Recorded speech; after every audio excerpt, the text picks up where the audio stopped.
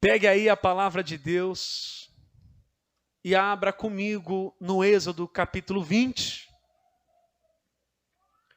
no versículo 15. Daremos continuidade à série de mensagens falando a respeito dos 10 mandamentos. Nós temos aprendido bastante aí sobre cada mandamento. Eu sempre digo aqui que os 10 mandamentos, eles regem toda a terra. E é interessante, né, que Deus poderia ter colocado 11 mandamentos nas tábuas da lei. Deus poderia ter colocado 12 mandamentos. Mas Ele fez questão de colocar 10 mandamentos. E por que isso? Deus é um ser extremamente didático. E Ele quer que o seu povo o memorize e aprenda a cada dia mais daquilo que há de principal. Por exemplo, você já contou quantos dedos você tem em cada mão? Cada mão você tem quantos dedos? 5 dedos. Juntando as duas mãos, você tem 10 dedos. O número 10 está sempre ligado a algo de sujeição. Você repara também que teve 10 pragas sobre o Egito. Você repara também ali sobre as 10 virgens também. Jesus, quando ia contar a parábola, ele sempre usava o número 10. É um número cheio, fácil de aprender. E ficava até fácil, porque naquele tempo era muito difícil encontrar material para a escrita. Então, os pais dentro de casa passavam para os seus filhos os mandamentos, gesticulando com as mãos e mostrando que cada dedo representava ali um determinado mandamento. Isso ficava mais fácil para poder gravar. E o povo tinha esses mandamentos de có e salteado, tanto no seu coração como também na sua mente. Então, vamos lá, Êxodo capítulo 20, no verso de número 15, diz assim: Não furtarás. Parece um texto bem simples. Muitas pessoas talvez já se adiantam dizendo, que bom, até que enfim, pelo menos um mandamento aí que eu não transgrido, né? Tem muita gente que está dizendo, até que enfim uma coisa aí que eu não transgrido. Eu nunca roubei nenhum banco, nunca fiz maldade para ninguém, nunca assaltei, né? Então esse aí vem para mim como uma uva, né? Consigo aí alimentar-se dele tranquilamente e é uma coisa que eu nunca tive problema. Será mesmo que você nunca teve problema com esse texto? Porque o texto é muito mais profundo do que você possa imaginar. Preste atenção no seguinte aqui, porque esse mandamento, ele engloba também todos os outros mandamentos. Por exemplo, uma pessoa que comete um adultério, como a gente falou aqui na semana passada, de alguma forma ela está roubando o cônjuge de alguém.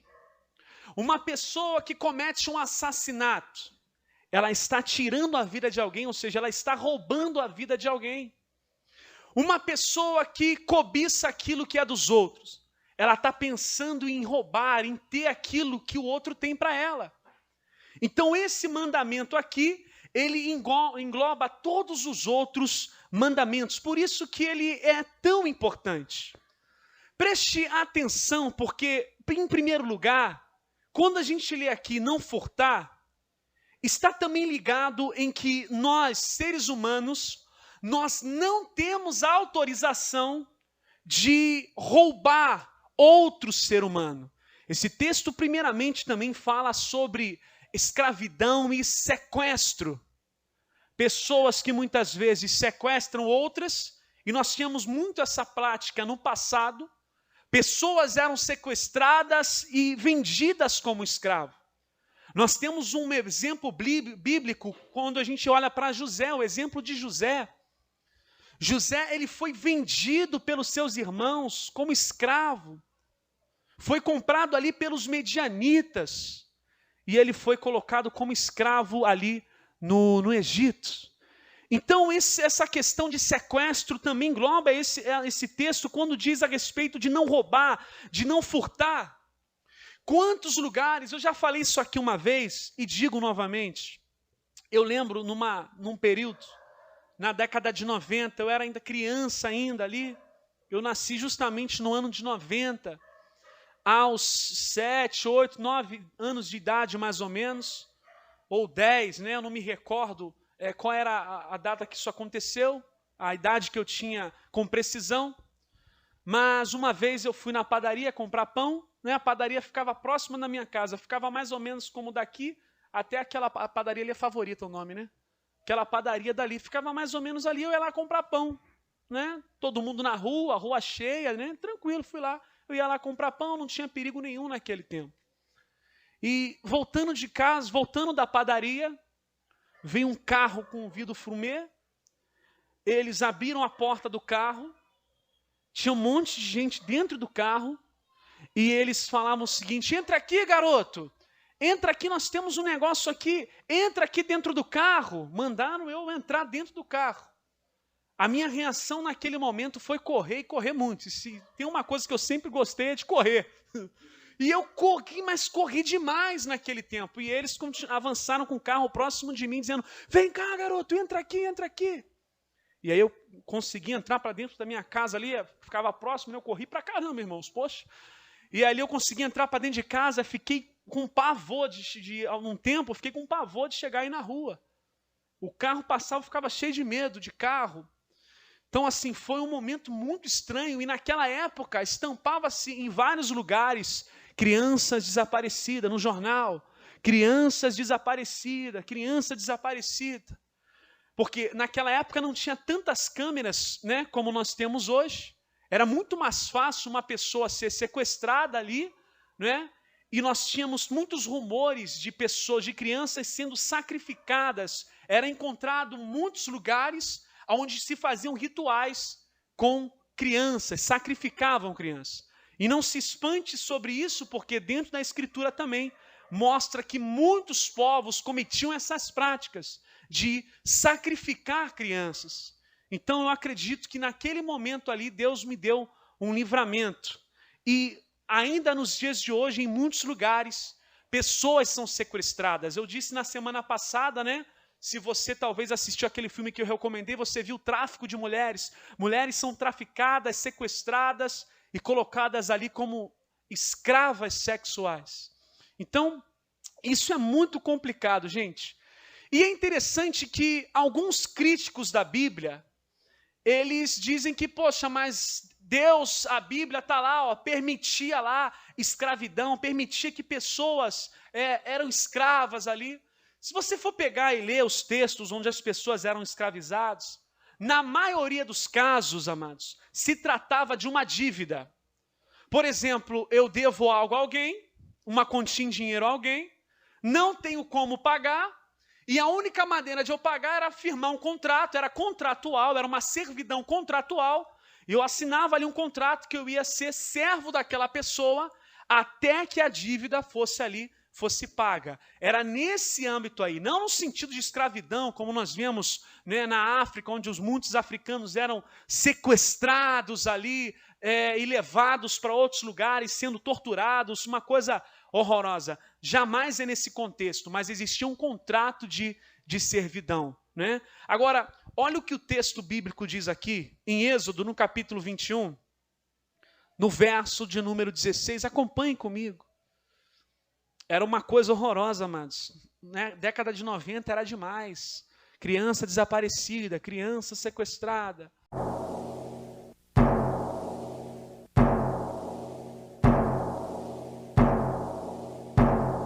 Criar um filho, depois vir sei lá quem e tirar da gente assim, né? Faço muito triste. Ingrid foi só deixar o primo no colégio e não voltou mais. Eu daria qualquer coisa para ter esse minuto de volta. Era uma coisa terrível. E olha só o que Deus fala a respeito disso. Olha só o que Deus fala a respeito de sequestro. Olha só o que o texto no capítulo 21, no verso 15 diz. Versículo 16, melhor. Capítulo 21, verso 16. Êxodo. Quem furtar algum homem e o vender, ou for achado na sua mão, certamente Então havia uma pena de morte para quem cometia esse tipo de crime. Furtar algum ser humano e vender para alguém, Deus punia uma pessoa que faz uma maldade dessa. Naquele tempo era punido com pena capital, pena de morte. Então, sequestro sempre foi, escravidão nesse âmbito aqui, sempre foi totalmente condenado às Escrituras, diante das Escrituras. E é interessante também que, dando continuidade aqui, porque furtar está ligado a isso que eu te falei, de furtar outro semelhante, e também está ligado a furtar algo do que aquela pessoa possui. Você repara também que esse texto aqui, ele tem como o princípio a propriedade privada. Em lugares, em muitos países onde domina-se ali a ditadura, os regimes totalitários, as pessoas não têm direito à propriedade privada. A propriedade dela é do Estado, e o Estado faz o que bem entender com aquela propriedade. Se o Estado quiser dar para outra pessoa, ele dá, o Estado faz o que bem entender. Mas quando a gente olha para a Escritura, o princípio da propriedade privada, aquilo que a pessoa possui, é santo, ou seja, separado. Ninguém tem autoridade de pegar e tomar nada do que é de outra pessoa. Ah, pastor, mas tem muitas pessoas que têm muito e não divide nada com ninguém. Qual é o maior programa social que existe? O emprego ou esse negócio de ficar dando dinheiro para a pessoa ali sobreviver? Qual é o melhor programa social que existe? É claro que é o emprego, amados. E outra, às vezes você está dizendo, a pessoa não divide nada com ninguém. E você está falando de alguém que é empresário, por exemplo. O empresário tira muitas pessoas da rua, no sentido que ele consegue empregar milhões e milhões de pessoas no mundo afora, amados. Então você criticar que o patrão é rico, você está criticando também o emprego que ele dá ali para um monte de gente. E você acha que é fácil chegar a montar empresa, principalmente no Brasil, com uma carga tributária, que também é um furto, né? Altíssima no Brasil, você acha que é fácil? Mas há uma política que sempre coloca o funcionário contra o patrão. Então, quando um homem abre empresa, é digno de ele ter o lucro dele? Sim, normalmente. E se ele quiser dividir algo com alguém, isso tem que partir dele. Não é o Estado que tem que ficar controlando e dizer, olha, tu vai ser obrigado a repartir aí tudo que você tem aí com as pessoas. Não é o Estado que tem que obrigar, mas é partir da gente. Se a gente quiser partir, é de nós mesmos, não é? Quantas pessoas aí que são empresários, ricos, que eles têm instituições de caridade, ajudam bastante criança. Então você precisa também olhar para o lado desta ótica também, né? Então a gente tem que ter esse olhar e não nunca buscar tomar nada do que é o dia de alguém. E isso também lidar até mesmo com a questão de você pegar algo emprestado, né? Pegou algo emprestado, trate-se de devolver. Porque se a pessoa te emprestou e ela possui aquele bem, determinado bem, é porque ela precisa daquilo. Uma vez que você toma emprestado e você não devolve, isso é um crime contra a lei de Deus. Tem muitas pessoas também que pegam um cartão emprestado de alguém. Porque aí a pessoa está impossibilitada de ter um cartão, por exemplo, um crédito, porque talvez em determinada circunstância ela não conseguiu pagar uma dívida, que ela mesma se enrolou toda ali, e aí sujou o nome, não consegue mais fazer crediário e abrir cartão em lugar nenhum. E aí muitas vezes ela pensou, se tem um amigo ali, eu vou pedir o cartão dele emprestado. Aí um amigo de bom coração, de bom grado, empresta o cartão, a pessoa vai lá, empresta o cartão para ele passa o cartão, faz a compra e fica enrolando para pagar. E quando paga? Ou seja, a pessoa muitas vezes não dá valor ao próprio nome. Você acha que a pessoa vai dar valor ao nome dos outros se ela não dá nem o valor ao nome dela? Existem muitos exemplos assim, amados. Tudo bem, às vezes a pessoa ficou com restrição por uma determinada circunstância que aconteceu. Existem casos que tem exceção, mas tem gente que vive disso, querido. Tem gente que espera assim, vou sujar meu nome aqui, né? E quando for daqui a 5 anos, vai limpar de novo? Eu vou fazer um novo crediário e não vou pagar. Tem gente que já vem com essa intenção. Por incrível que pareça. Você tem visto aí várias matérias falando a respeito de Bitcoin, né? Criptomoedas, retorno. Amado, esse negócio virou uma febre aqui em Araruama, né? Eu parado lá na loja, o cara do nada chega para mim. Aí, quer investir em Bitcoin não? Né? Aí, criptomoedas, tô ganhando 10% todo mês. Tu bota lá 20 mil e todo mês o cara te paga lá, ó, certinho ali, ó, 2 mil. Ó, o certo, dando até dica, né? O certo é você colocar onde tiver polícia. Que onde tiver polícia o cara vai pagar, ou seja, onde tiver polícia ali o cara vai pagar certinho. E aí nessa semana agora a polícia deflagrou aí, né, uma das empresas que trabalham aí dizendo que vai dar esse retorno absurdo para as pessoas. Prenderam a casa do empresário, do dono dessa empresa, chegaram lá na casa dele, lá, amados, pegaram mais de 20 milhões em espécie de dinheiro. Ele que se explique do que aconteceu isso, de como ele conseguiu arrumar isso tudo. Agora, o que você precisa prestar atenção é no seguinte: como pode uma pessoa te prometer algo? Qual é o mercado que ela diz que ela atua? É o mercado de criptomoeda. O Bitcoin é uma moeda, é um ativo que ele pode tanto subir, como ele pode também descer.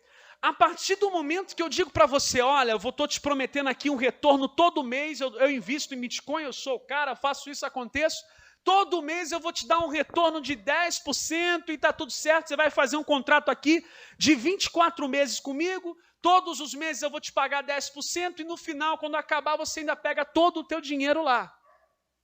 E aí a pessoa, nossa, que legal, mas como é que pode? Se ele está atuando no mercado de renda variável, como é que ele pode fazer isso então e prometer pagar certinho 10%? Vai ter uma hora que isso vai dar ruim, amados. Isso também é conhecido como esquema de pirâmide financeira. A pessoa não quer nem saber como de fato eles estão conseguindo arrumar essa rentabilidade, mas as pessoas vão na cabeça das outras, está dando 10% todo mês, então eu vou pegar e vou investir nisso. E agora está aí, ó, um monte de gente desesperada, está dando até morte, prisão para tudo quanto é lado, né? Porque muitas pessoas não vão conseguir receber esse dinheiro, provavelmente, e aí começa o desespero todo. Então, você enganar uma pessoa, contratualmente falando, também faz parte desse contexto aqui de furtar, amados irmãos. Se consegue compreender essa questão? Então isso é muito terrível. Olha o que diz aí em 1 Tessalonicenses, no capítulo 4, no verso de número 6. Acompanhe comigo. As pessoas querem facilidade. Você sabia que tem gente fazendo assim, eu vou pegar um dinheiro no banco, pegar 100 mil emprestado no banco. 100 mil emprestado no banco. Vou pegar 100 mil, vou botar lá no tal do Bitcoin. Amados, o Bitcoin é um investimento, amados, é legal, sabe? Mas o que esses camaradas fazem com o investimento, aí é outra história. Uma coisa é você ir lá, tudo certinho, você mesmo ir lá, né, comprar os ativos. Uma coisa é você fazer agora, tu botar o dinheiro na mão de alguém que tu nem conhece, meu amigo, tu nunca viu na vida, tu não sabe nem qual é a intenção, num retorno absurdo, que isso aí não sou eu que estou falando não, a maioria dos economistas, gente que trabalha nesse mercado de renda variável, eles falam que é um absurdo isso. Mas as pessoas estão lá, pegando dinheiro emprestado com o banco vai dar um juros aí de 4%, ela pensa assim, vou pegar 100 mil com o banco, não vou pagar, e ainda vou ficar sem trabalhar, ganhando todo mês quanto, amados? Quanto que é 10% de 100 mil? 10 mil todo mês, ó, 10 mil, tá bom 10 mil para viver? As coisas estão aumentando, 10 mil tá bom para viver? Então assim, as pessoas nessa loucura, nessa paranoia, amados. É o desespero pela facilidade, mas Deus falou, do suor do seu rosto comerás o seu? Então, meu irmão, sai fora dessas facilidades que te apresentam por aí, senão você vai acabar perdendo dinheiro nessas coisas. É uma forma de furto também enganar uma pessoa. 1 Tessalonicenses capítulo 4, no verso de número 6. Ninguém oprima ou engane o seu irmão em negócio algum, porque o Senhor é vingador de todas estas coisas, como também antes vos dissemos e testificamos. 7. Porque não nos chamou Deus para a imundícia, mas também para a santificação. Então você, como mordomo do Senhor, aquilo que você possui é teu, é separado, é santo, e ninguém pode violar isso, ninguém pode tomar aquilo que é teu. Então, dê valor às coisas que o Senhor te dá, seja um mordomo de fato do Senhor, e nunca busque enganar ninguém, nunca busque oprimir ninguém, nada disso. Sempre busque fazer as coisas do jeito certo, do jeito correto. E é claro que não podia faltar também que existe o furto religioso. Porque a partir do momento que uma pessoa está sendo enganada também, porque existe o Bitcoin do mundo religioso também, né?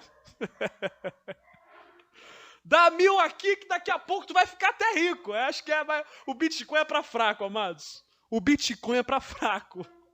Dá 1.000 aqui, quando tu vai ver, dá o teu tudo, quando tu vai ver, tu já tá milionário, vai estar voando para vários lugares aí no país, vai ser um empresário de sucesso.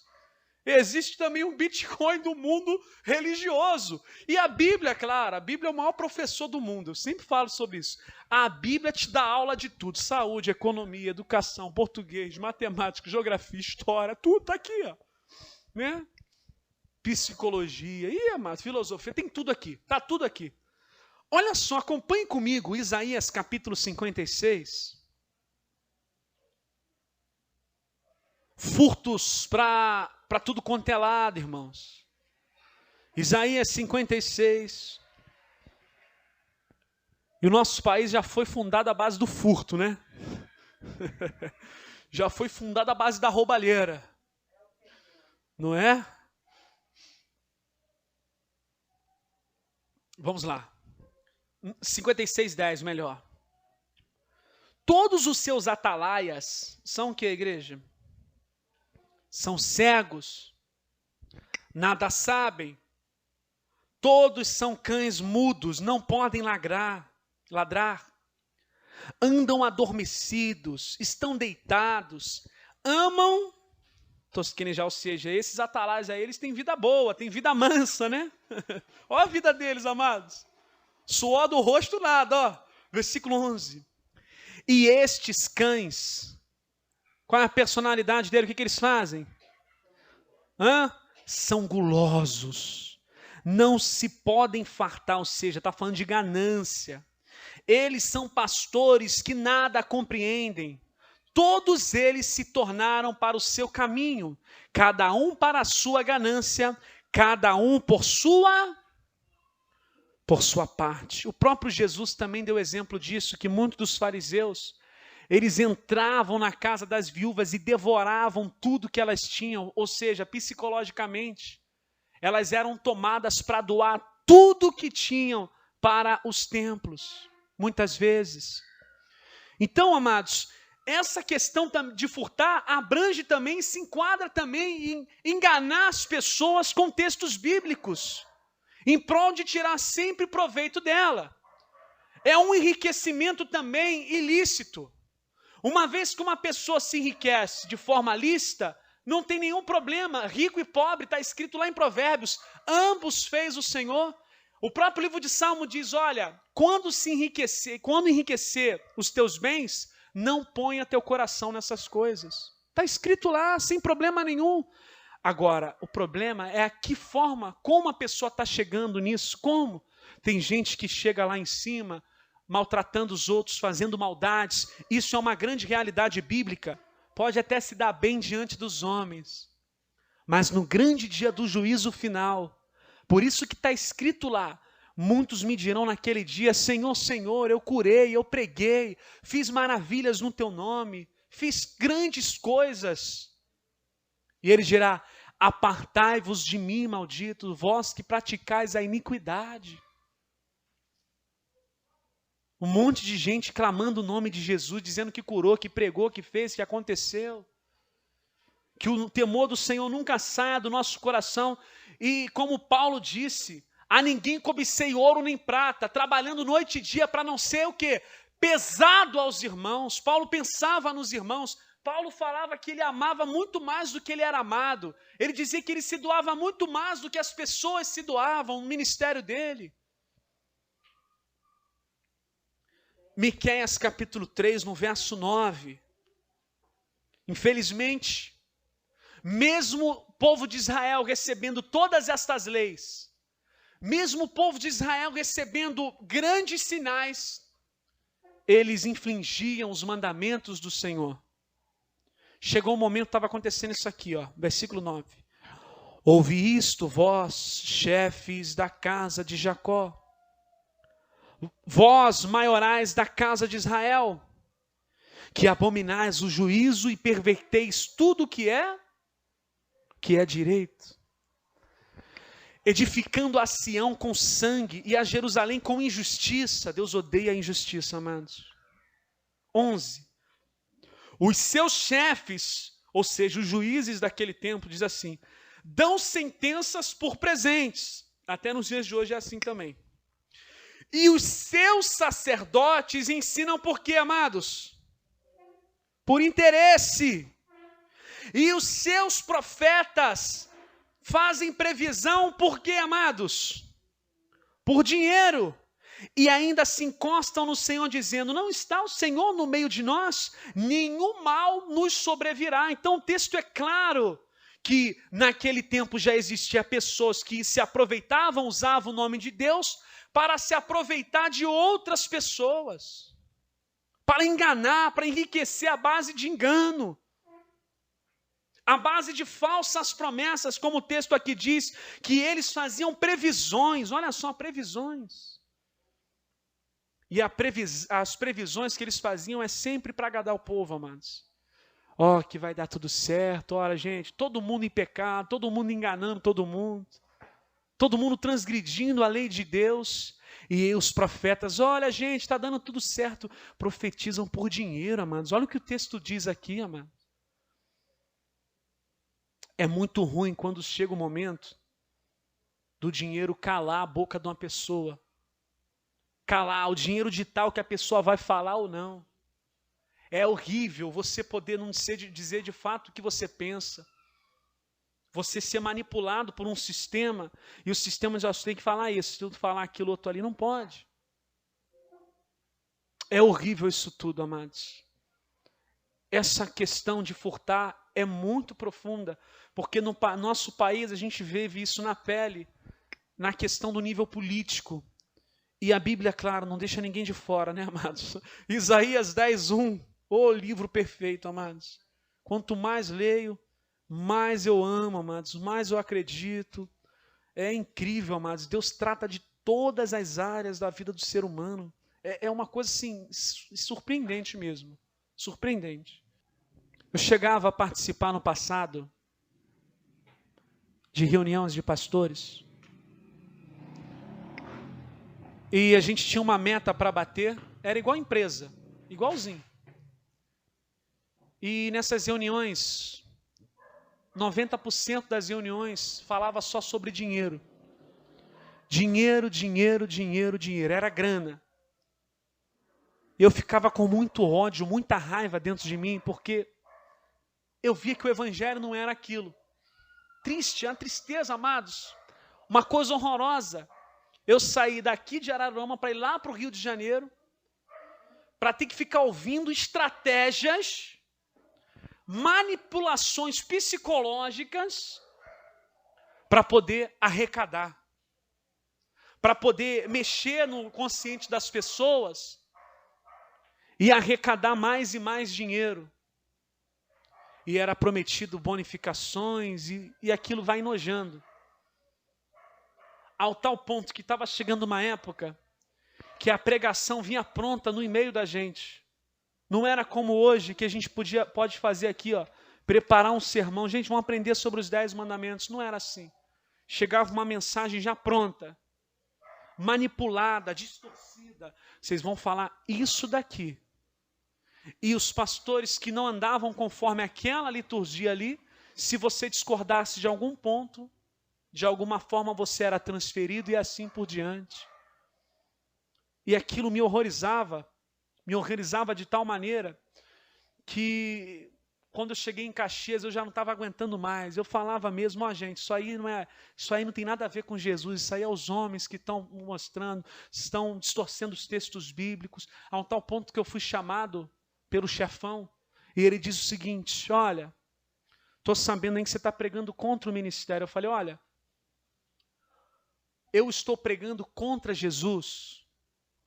O que eu estou falando está indo contra o que Jesus ensinou? Pastor, eu gosto de você que não sei o que, não faz isso. Fala, olha só, a gente vem para cá, em reunião, só fala de dinheiro. Vocês só montam estratégia para arrecadar dinheiro e fazem custos e custos a cada dia mais. E só fala de dinheiro, eu não vim para cá para isso. Eu não larguei tudo para trás para ficar falando só disso. Não tem problema nenhum falar sobre arrecadação aos modos de como a Escritura ensina a falar. Como o Evangelho nos ensina a pedir a contribuição voluntária. Não há problema nenhum. Mas vocês só falam de dinheiro aqui dentro, está demais isso. Ele, não, que não sei o que não sei o que lá. Acabou que esse pastor hoje também já saiu fora. E hoje parece que ele está mudadão, graças a Deus, né? Porque eu acompanho às vezes o culto dele lá e parece que ele tomou um rumo na vida dele também, e ele não faz esses tipos de prática mais. Eu fico muito feliz por causa disso. Você vê que é o sistema que prende a pessoa de uma tal maneira, né, que só quando a pessoa rompe com aquilo que ela vai de fato ser uma pessoa melhor e diferente. Então tem hora que você tem que romper, né? Essa história que você não tem que romper, não pode se rebelar. Mentira, Jesus rompeu com o judaísmo daquele tempo que estava oprimindo os irmãos, estava explorando o povo. Isso é tudo mentira. Que não pode se rebelar, A reforma protestante saiu da onde? De Martinho Lutero, que protestou lá contra o catolicismo, fixou na Catedral de Wittenberg as 95 teses, dizendo, olha, esses abusos aqui vocês estão fazendo contra o povo, vocês estão fazendo isso aqui, ó. Vendendo a fé, vendendo coisas para o povo, enganando o povo, ludibriando o povo. Ele queria reformar a Igreja Católica, mas não tinha como reformar, e ele teve que romper com o catolicismo. Tem hora que você tem que romper, senão você não vai ser livre, vai ser escravo de um sistema. Lembra uma vez que eu falei para você, se você está num lugar que só está te oprimindo, que só está te fazendo pecar contra Deus, só está entristecendo a tua vida, com o Senhor também, você tem que pedir direção. Meu Deus, me tira, me ajuda, me dá direção. Porque a gente pensa na nossa família, na nossa casa, não é? Mas você pode ter certeza que Deus não vai te desamparar nesse sentido. Deus vai te dar a direção, Deus vai te dar o caminho, né? Pode ter certeza, irmãos, Deus não vai te abandonar, não vai te deixar nunca nesse sentido, e graças a Deus. E eu dizia para mim, quando eu for agora, se eu fizer formar um novo grupo com meus irmãos, eu vou fazer tudo diferente. E eu tenho mantido isso desde que a gente está aqui, amados, no início aqui da nossa jornada. Graças a Deus eu tenho mantendo a minha palavra aqui diante do Evangelho de Deus. Isaías 10, 1. É uma coisa nojenta, amados. Insustentável, insustentável. Um mínimo de conhecimento bíblico, você ia ver que aquilo ali não sustentava, não ficava de pé. Isaías capítulo 10, no verso 1. Ai dos que decretam leis injustas e dos escrivões que escrevem. No Brasil não é assim não, né, irmãos? Aqui as leis são, poxa, boa pra caramba. No Brasil é tudo de boa, né? Os políticos fazem sempre leis para ajudar a gente, né? Para tirar aquelas jabuticaba das nossas costas, né? Aquele peso, aquele fardo gigante. Os políticos sempre estão trabalhando, né? Para tornar a nossa vida melhor, né? Aqui não é assim, né, irmãos? Ironizando eu, é claro, né? Ai dos que decretam leis injustas e dos escrivãos que escrevem perversidades. E é claro, lei injusta vai fazer o quê? Vai fazer bem para as pessoas? Claro que não, verso 2. Para prejudicarem os pobres, as pessoas que são mais prejudicadas com leis injustas, são as pessoas mais pobres, ó. Prejudicarem os pobres em juízo e para arrebatarem o direito dos aflitos do meu povo e para despojarem as viúvas e para roubarem quem, amados? Os órfãos. O Brasil é um dos países que mais cobra imposto no mundo, né? Um furto danado aí, o tempo todo. A irmã chegou aqui no culto falando, pastor, as coisas estão a cada dia mais caras, está tudo absurdo. Querido. O deputado Gabriel Monteiro, o vereador Gabriel Monteiro, no período de pandemia, onde estava lá no auge, ele fez um projeto de lei para que todos viessem a reduzir o seu salário pela metade, 50%. Ele propôs ali esse projeto de lei e os políticos votaram a favor do projeto de lei. A maioria votou tudo contra. Né? Um salário absurdo aí, mano, de 20, 30 mil, fora os benefícios todinho, auxílio moradia. Tem político que tem casa, mas ele pega o auxílio moradia, inclusive o presidente da República, quando ele era deputado federal. Né? É uma coisa assim absurda, amados. Absurda. Quanto que é o salário mínimo? 1.100. O auxílio moradia é 1.400, ou seja, só auxílio do moradia do político, eu acho que eu estou até colocando por baixo. É isso mesmo? Quem souber o valor exato aí? Mas por baixo, aquilo que eu de um relance, andei pesquisando, só auxílio moradia do político é R$ 1.400. Eles têm tudo, o cartão corporativo, um monte de coisa, mano. Não pagam comida, não pagam paletó, não pagam gasolina, não pagam nada. E o imposto vai para quem? Para o povão. E o povão continua votando neles, né? O povão continua lá, ih, legal, vamos votar nesse cara aqui que ele é bonzinho. Enquanto tu vai ver os gastos dele no portal da transparência, são tudo gastão, gasta muito, amados. Fazem leis o quê? Injustas. Fazem leis perversas, ou seja, numa pandemia eles queriam aumentar o fundo eleitoral, acho que foi até vetado, né? Que bom, pelo menos alguma coisa boa. O fundão eleitoral estava 2 bilhões, eles queriam botar o fundão eleitoral para 6 bilhões. O fundo eleitoral vai para você, com o teu dinheiro, pagador de imposto, que rala todos os dias, pega ônibus, vai para lá e para cá, para que o teu dinheiro faça a propaganda do político.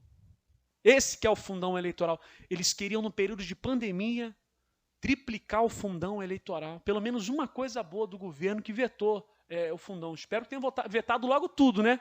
Se vai vetar só 2 bilhões, não adianta. Vai ficar 4 bilhões, dobrou, aí não adianta.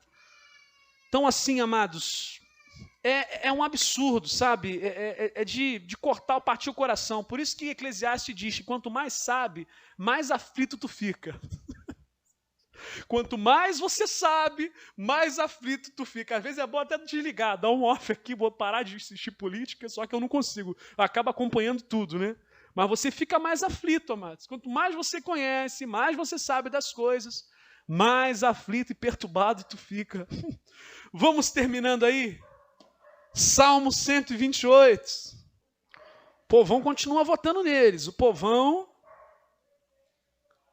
segue firme e forte. Aí eles compram um povão, vou te dar isso, aquilo, vou fazer, vou asfaltar aqui a tua rua, tu vota em mim, o povão vai lá e vota. Mas aí quando vai ver, cria um monte de lei que te arrebenta. Te arrebenta. Aí você vai, vou votar nesse aqui porque ele asfaltou a rua. É obrigação dele, querido, é teu dinheiro de imposto. Você é o patrão, não ele que é o teu patrão. Mas aqui, infelizmente, a pipa que está empinando o menino, né?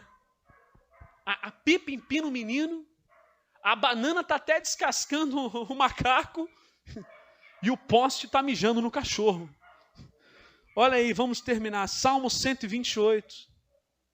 Por isso que no livro de Isaías, no capítulo 5, diz: ai dos que chamam o bem de mal e ai dos que chamam o mal de bem. Isaías 5. Mas a gente deve firmar, amados, a nossa pátria não é aqui. Esse mundo está todo torto mesmo, é o pecado mesmo aí, está todo torto. A nossa pátria não é aqui. Enquanto é isso, você foque em obedecer ao Senhor. Não fique esperando de receber nada de governo, nem fique exaltando o governo. Eles estão aí para te fazer o que é necessário. Eles estão pagando o que você mesmo coloca, é o teu dinheiro de imposto, cara. Olha aí, no versículo 1. Bem-aventurado aquele que teme ao Senhor e anda nos seus, pois comerá do trabalho das tuas, feliz serás e te irá bem. A tua mulher será como a videira frutífera aos lados da tua casa, os teus filhos como planta de oliveira à roda da tua mesa. Eis que assim será abençoado o homem que teme ao Senhor. O Senhor te abençoará desde Sião, e tu verás o bem de Jerusalém em todos os dias da tua vida. E verás os filhos de teus filhos e a paz sobre Israel. Vamos nos colocar de pé, irmãos. Vamos nos colocar de pé, queridos. Você viu como é que o não furtar, ele abrange tudo? Ele pega tudo, amados. Por isso que essa lei, ela, amados, é incrível. As coisas mínimas também, amados. Desde o furto de pequenas coisas, furto moral. Furto moral é quando você calunia alguém. Diz algo a respeito de uma pessoa que não é verdade. Está roubando o nome da pessoa, a dignidade da pessoa. A corrupção já está mecanizada no mundo, é um mecanismo, irmãos. Você vê que o próprio Jesus, ele enfrentou um sistema inteiro. O sistema religioso, político naquele tempo estavam unidos. Você acha que hoje está diferente? Você acha que de fato eles estão a favor das causas do Evangelho, muitas vezes? Eles só querem voto, amados. Você não vê aí o presidente Lula querendo colocar um evangélico como vice dele para ganhar voto do evangélico? Que hoje a maioria vota no Bolsonaro, quer pegar voto dos evangélicos. Mas o povo cai, opa, vou votar nele, agora ele mudou. Ele roubou, mas fez. Você acha que alguém que mentiu para você na campanha passada, você acha que tudo que ele vier prometer agora, ele vai fazer? Não vai, querido. Não vai, não se iluda com isso mais. Como um dia eu me iludi. Jesus enfrentou um sistema todinho. Político, religioso. Combateu um sistema hipócrita que estava instaurado na nação de Israel. E tudo que aconteceu com Jesus foi só perseguição. E você vê que tudo que Jesus fazia era só bondade, amados. Porque até quando Jesus exortava alguém, isso é um ato de amor e de bondade. Quando Jesus diz para alguém hipócrita, isso é um gesto de bondade. Opa, é porque de fato a pessoa é hipócrita e precisa parar de ser hipócrita. Quando Jesus dizia filho do diabo, é porque Jesus dizia, olha, você está se portando como um filho do diabo, se porte como um filho de Deus.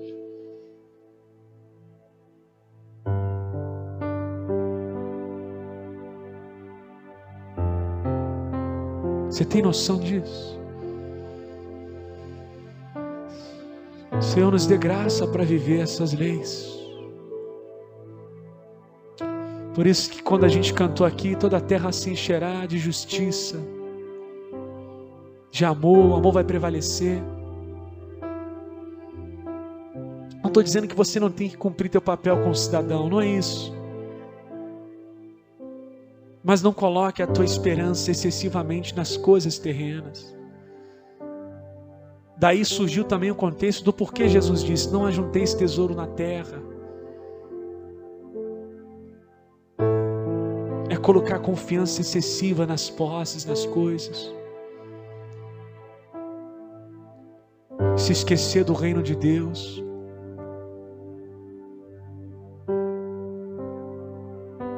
Quantas pessoas, muitas vezes, quando estavam com dificuldade ou talvez desempregadas, eram mais fervorosas na presença de Deus, mas ao conquistar o emprego,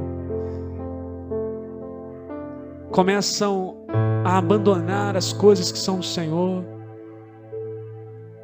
e a não mais buscar as coisas de Deus. E às vezes se esquecer das coisas do Senhor de vez. E só se preocupar com aquela realidade que ela está vivendo agora. Por isso que Paulo disse, vocês têm que pensar nas coisas que são de cima. Vocês têm que pensar nas coisas que são do alto. Porque Pilatos, como um bom político naquele tempo, lavou as mãos. Em respeito ao inocente que era Jesus, ele tinha consciência que Jesus era inocente, mas para fazer política, jogou na mão do povo, para não ficar com a culpa. Esse é o governo humano. Antes o povo era governado por Deus diretamente. Isso na teologia se chama teocracia. É o governo de Deus.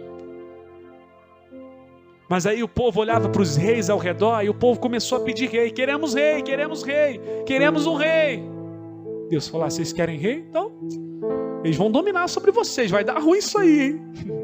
Vocês querem um rei? Vocês não me querem? Então, tá bom. Aí começou. Começou bem, com o rei Saul. Depois o rei Saul se perdeu. Afastou-se do Senhor. Depois veio Davi, que até reinou bem também por um princípio, mas é o governo humano, amados. O governo humano é terrível. Só teremos um governo realmente perfeito quando Jesus voltar. Aí sim o não furtarás, ele será pleno. Todas as coisas serão tão plenas, irmãos, tão puras e sem maldade.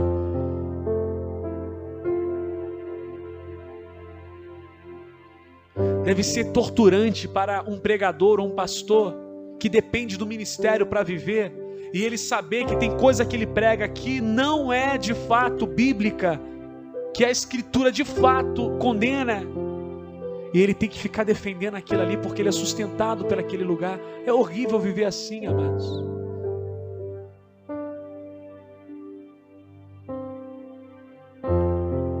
Você tem que defender coisas que você sabe no íntimo, no consciente mesmo, no mais profundo do consciente, que aquilo ali não é verdade, mas por causa do ganho vai ter que defender aquilo. Essa distorção está no mundo, irmãos, em todas as esferas da sociedade.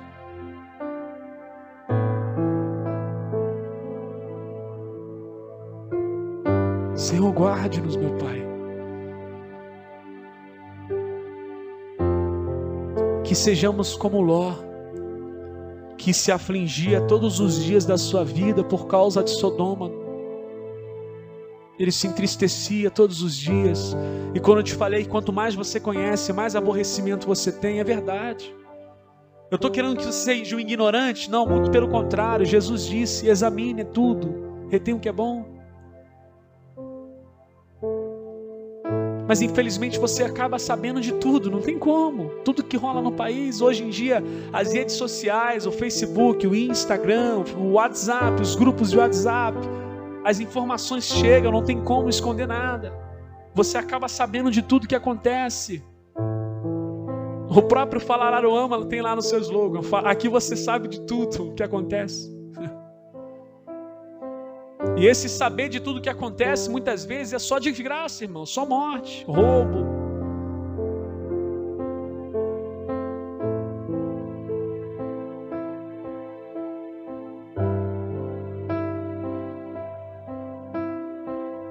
Faça uma reflexão interior e não vemos a hora de estar com Jesus, irmãos, para sempre. E receber, conforme o texto sagrado diz, não vai haver mais choro, não vai haver mais planto, não vai haver mais dor.